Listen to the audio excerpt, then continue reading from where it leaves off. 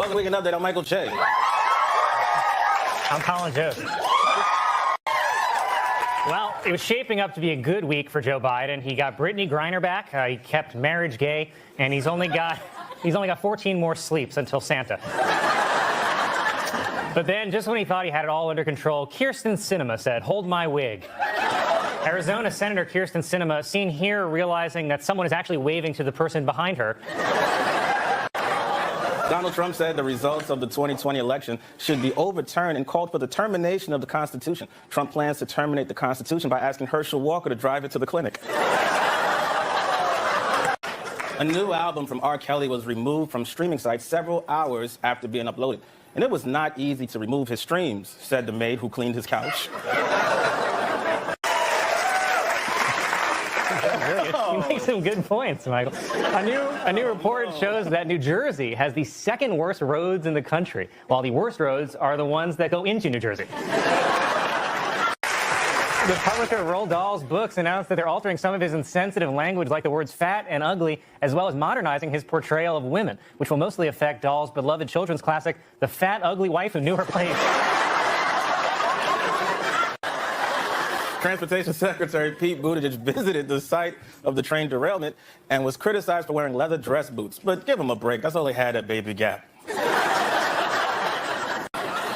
Wednesday was International Women's Day.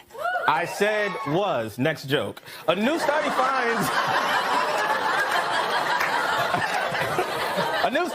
that some New York City rats carry the virus that causes COVID, which is why I always order mine well done. I thought that'd make you laugh. A man in Florida said he was surprised when he heard a knock at the door and it turned out to be an alligator. Even more surprising, it was doing the thing from Love Actually. Officials in Berlin announced that women will now be allowed to go topless at the city's pools. But officials also said to be aware, it's not going to be the ones you want. After Walgreens announced that they will stop selling abortion pills in 21 states, CVS has remained silent on the issue. While over at Rite Aid, you can just grab a pill from the Take Abortion, Leave Abortion program.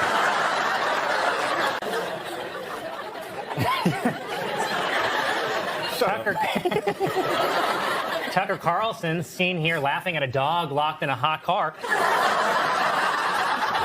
released security footage from the January 6th attacks with the violence edited out and said it proves it was a peaceful gathering, which is like editing all the sex out of a porn video and saying it's a short film about being a stepmom. Raphael Warnock defeated Herschel Walker in Georgia's Senate runoff race. You know, but I don't think this is the last you'll hear from Herschel Walker. I mean, unless he's your biological father. With Raphael Warnock's win, Democrats in the Senate will no longer have to rely on Vice President Harris for tie-breaking votes. Harris can now focus on her main priority, waiting for a worse bike accident. Nike has officially cut ties with Brooklyn Nets star Kyrie Irving over his anti-Semitism scandal. Kyrie says he's so depressed he might jump off the edge of the world. Today was the SantaCon bar crawl in New York City. Yeah, the annual reminder that while Santa may exist, God doesn't. On Christmas. The Los Angeles Zoo announced that Evelyn, a 46-year-old gorilla famous for her red hair, has been euthanized. Not because she was sick, but because it's LA and she was in her 40s. Oral arguments in the case, Justice Samuel Alito raised the hypothetical, could a black department store Santa be forced to take a picture with a child dressed in a Klan robe? Alito added that he'd love an answer before he takes his grandkids to the mall next week. The National Brotherhood of Skiers is pushing for greater representation of black people in winter sports, which are predominantly white. Huh, so it seems like someone's a little jealous that we took their precious dunk contest. Yeah. This week, both Harvey Weinstein and R. Kelly were given additional prison sentences on top of the ones they are already serving. Which brings us to Michael Che's new segment. What did they even do wrong?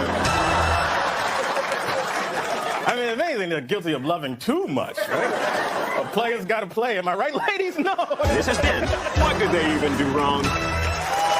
Georgia Representative and Cocaine Bear Marjorie Taylor Greene tweeted, "The country needs a national divorce," which makes sense because she's the most divorced-looking woman I have ever seen. Florida Governor Ron DeSantis is releasing a new memoir called The Courage to Be Free, even though The Courage to Be Free sounds like a Black history book he's banned. Donald Trump visited East Palestine, the site of the recent train derailment, because Trump usually likes to try to make himself look better by standing next to a train wreck. The train that was derailed was carrying highly toxic vinyl chloride, which I think is something Trump recommended as a cure for COVID. Then, while visiting the disaster site, Trump also gave out bottles of Trump-branded water. Said residents, "Thanks, but we'd rather drink the toxic train water." A deep-sea diver has announced plans to set a new record by living underwater for 100 days. I feel like the record is longer than that, said the people of New Orleans. I don't know. Oh, boy. President Biden said that he supports a bill that would allow the government to ban TikTok, but only because Biden thinks TikTok is a gang member from his old neighborhood. President Biden proposed his budget that would help fund Medicare with a 25% tax on billionaires. Ha! Take that, Rihanna. President Biden's proposed budget included $400 million to counter Chinese disinformation. It will target the #1 source of Chinese disinformation, fortune cookies. The Supreme Court heard a case this week over whether a conservative evangelical woman can refuse to design a website for a same-sex marriage. But, honey, I don't know any gay couple who's going to hire a designer with those highlights.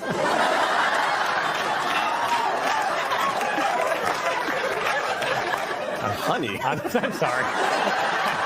I apologize. During Okay. Chris Christie's niece was arrested on a Spirit Airlines flight to Newark after she accused a Latino family of smuggling cocaine, then injured multiple officers by biting them and kicking them in the groin. She has been sentenced to life in the New Jersey Hall of Fame. France announced that it will start providing free condoms for people between the ages of 18 and 25. Cool. Now do deodorant.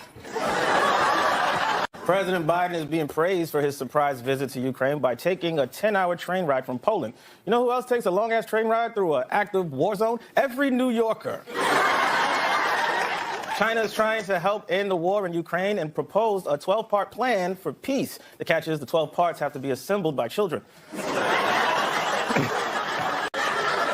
Experts have debunked claims that an unwanted pregnancy can be terminated with high doses of vitamin C. Well, that's the last time I asked a woman to stay over for breakfast, Colin. The NBA Slam Dunk Contest was won by Mac McClung, a 6'2" white man who has only appeared in 2 NBA games, which is just a terrible way to end Black History Month. It was announced that Brittany Griner has signed with the Phoenix Mercury for 1 year. Unfortunately, the WNBA pays less than a Russian prison.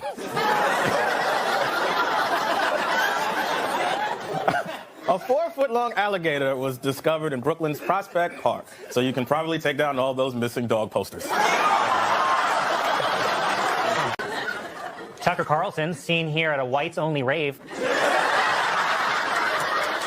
has been granted access to over 40,000 hours of security footage from the January 6th attack on the Capitol. Who could watch all that with going insane, said psychiatrists about Tucker Carlson's show.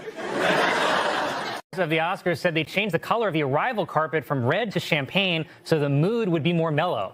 But I don't know, switching from red to champagne usually turns me into a full-on bitch. According to a new report, by 2035, more than half of the world's population will be just how I like them. A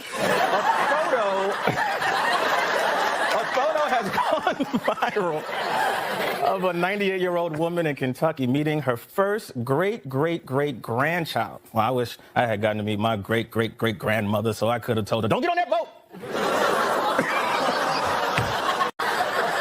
It was reported that the organizers of King Charles's coronation have officially invited Meghan Markle. And this is nice, at a starting salary of $19 an hour.